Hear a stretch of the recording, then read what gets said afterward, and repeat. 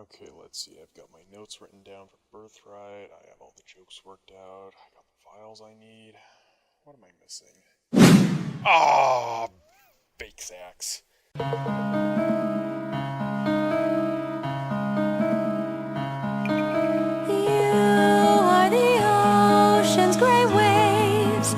Destined to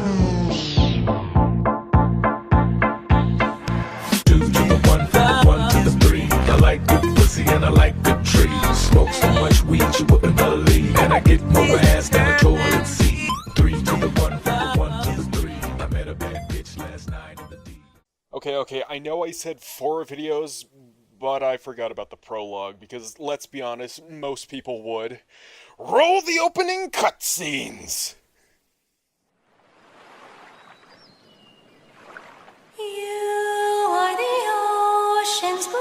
Oh yeah, something I forgot to mention, Nintendo doesn't really like me flashing their property in full, and you've all seen it anyways. But if you haven't, well, thank God for imagination, but if God left you unfinished, much like Hinoka, and you have no imagination, find it on somewhere else. It's out there, trust me. The Lady of the Lake baptizes herself and stays underwater for a long while. Then we get a beautiful cutscene where Nintendo of Europe and Japan fight to the death. And I would say feel free to get the lotion, but you may as well leave it in the basket because that sweet ambrosia is interrupted by a pointless tutorial. I mentioned Hinoka earlier, and this point does not go towards her favor. She basically brings up the tutorial on how to attack, which is totally pointless, because in the next chapter, you're taught the same thing by Xander. But I'm getting ahead of myself. First thing the game does is show all the characters in the game on either side of the battlefield fighting each other. Too bad that never happens in any of the Game Pass. But we're here to get through the tutorial, so all we have to do is beat one person. Chapter over. Man, Nintendo likes their tutorials like they like their women. Short, pointless, and redundant. Oh boy, I can't wait for some story building, because we've got a flashback, folks. Corrin wakes up to... well, how do I put this? I'm going to take the Fire Emblem elitist side and say that Corrin wakes up to every weeb's wet dream. 2 identical twin girls with pink and blue hair, dressed up in French-maid outfits, wake up the hero, with Black Butler anime character standing close by, while grumpy old man sits idly in the corner like the cuck he is. Good job, Effie. You have appealed to a good amount of the fetishes in such a short time. Corrin won't wake up, so the Olsen twins use ice on the gender-fluid Dovahkiin. Jesus, how many references was that in one sentence? Anyways, you're woken up to spar with Big Brit Bro Xander, and knock him off his high horse. But really though, why is he sparring with you on his horse? And how did they even get the horse on the tower? And the roof is slanted, and I'm questioning the structural integrity of the roof. And why is there no staircase? Alright, I'll stop. I'm getting caught up on one of the smaller questions. After, again, beating one enemy chapter tutorial, more siblings are revealed. Leo, the supposed brainiac who barely knows how to swing a sword when you first get him. Camilla, the loving sister who for some reason always hides behind 2 very large balloons. And Elise, the little sister character who has never had a haircut in her life. Honestly, that is not a hairdo, those are the world's largest twisted breadsticks. After they leave to drag him to the King of Nor, they pass a character on their way out named Lilith. You'd better count yourself lucky, you terrible excuse for a koi fish. I'll get to you when I touch on the DLC, and you'd better believe I'm going to tear deeper into you than Niles would tear into Corrin's soul on Friday Night Fest. Then we get to King Garen.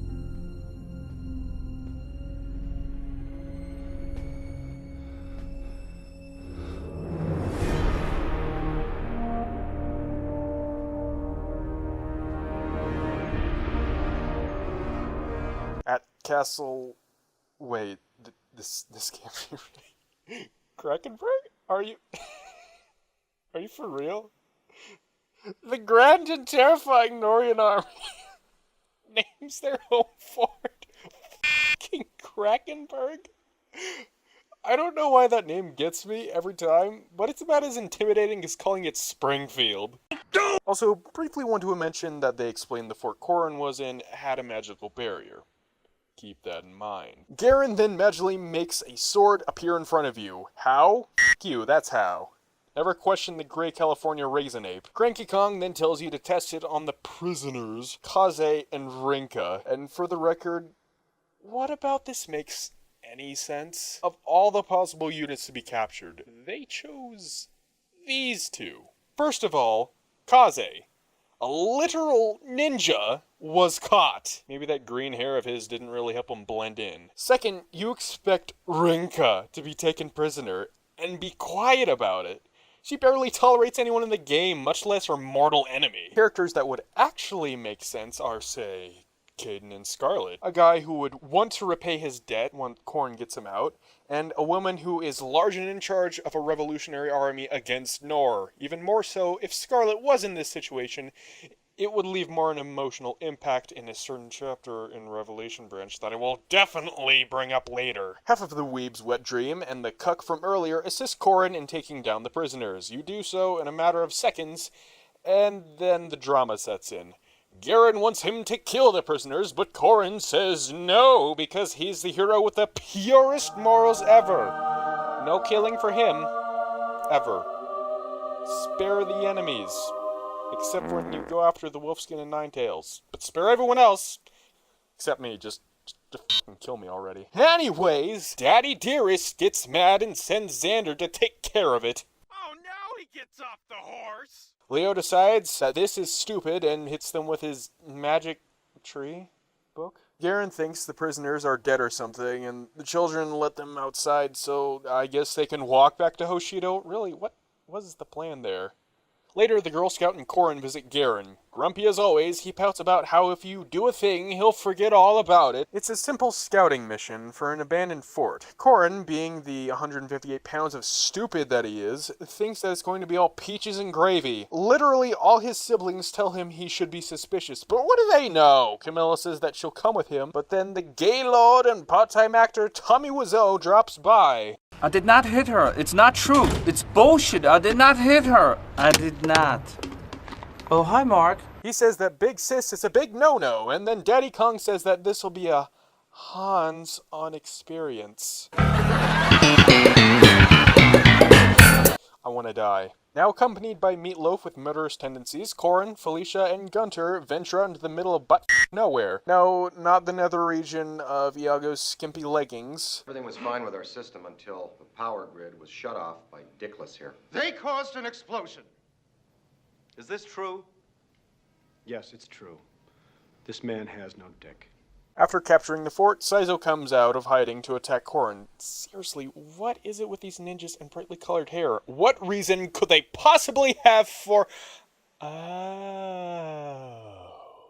Anyway, Saizo is about to assassinate you when suddenly Xander X Machina happens, accompanied by other siblings.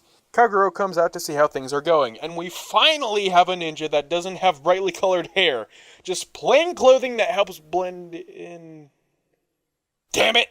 The ninjas turn tail and everyone starts to head home, but then Hans decides to go solo. He forces prostate cancer to fall through the bridge. Oh, and also a certain someone wanted me to bring up that Hans pushed an entire horse and Gunther off the bridge, and you know, yeah, that's a pretty valid point, I'd say. Maybe Meatloaf is just really, really strong. Who knows? Angry that his second-hand dragon is now gone, Corrin does a thing. Like, really, what part of the dragon even is that?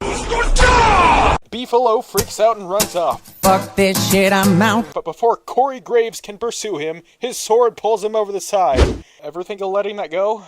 No? Okay, sure. Lilith dives off and pulls him out by turning into a carp. She then mentions that she was a strange bird that he took care of. Look, I know that this is a fictional universe and all, but biology is still a fucking thing. If it has feathers, it's a bird. If it has fins, it's a fish. If it has both, it's a crime against nature. They are struck by lightning, and Lilith opens a portal to a different dimension. Okay, sure, human architecture in a separate dimension void of humans. I can live with that. Corrin then says, and I kid you not, that this is how it goes down. I have so many questions! All in good time. Nothing about this world is ever addressed.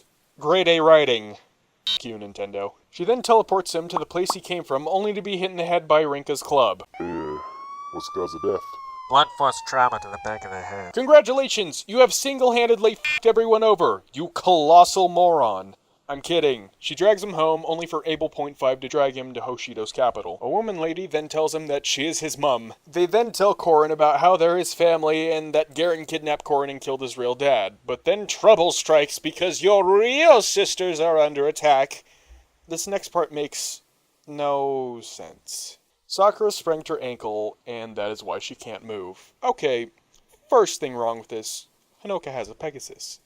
Just get on that! Second, you're a healer. Just heal yourself. Third, You are wearing a dress in the snow while your sister is on a Pegasus. You'd be slower than her anyways. after you pull their butts out of the snow, the sisters then get to meet you for the first time and tell you about how Korin's mum put a magical barrier around their kingdom, which saps anyone's will to fight. Remember, barrier. Very important. He later then encounters Azura, which is accompanied by a very, very nice cutscene that has some meaning. I'm gonna miss those cutscenes because we get a couple of that. I'll get to those later. Anyways, she shares a similar story to his. Instead of being kidnapped from her home of Hoshido by a Norian, she was taken from Nor by a Hoshidan, and just happens to be a princess. An awful lot of coincidences for one day. Makoto holds a festival to announce the return of Korin, but then the real Slim Shady stands up and summons the sword that pulled Korin into the bottomless canyon earlier. Wow, after that you really didn't think to get rid of it?